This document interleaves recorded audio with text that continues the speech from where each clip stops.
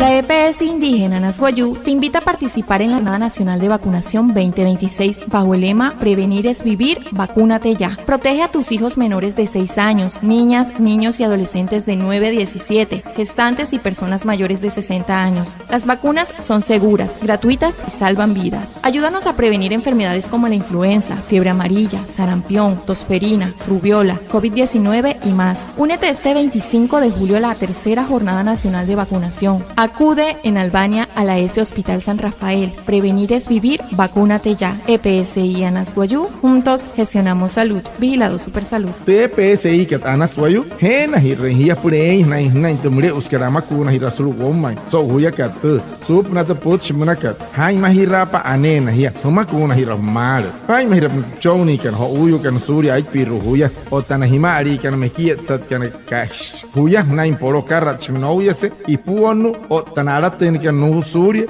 ai piroshki huya tumakuna kat anas maria parasat kato uruguayo hutuma akari hesishet por wat tasari wanuri suri su tunu makat katera influenza naka fiebre amarilla sarampion ecoch rubiola covid-19 o tamsia rutka pasó 25 katun kari julio por chiru hat kamakuna ramre rutka pa solamente rehereka Albania pitatka San Rafael pai mahirapa por ananya chimpia kata impo makun hirpa mal hena kimente EPSI ka Anasguayú ya kan to ya kan acha ira chiwa kuat papurana anah na uchiwai na tumna anah hirikan sawana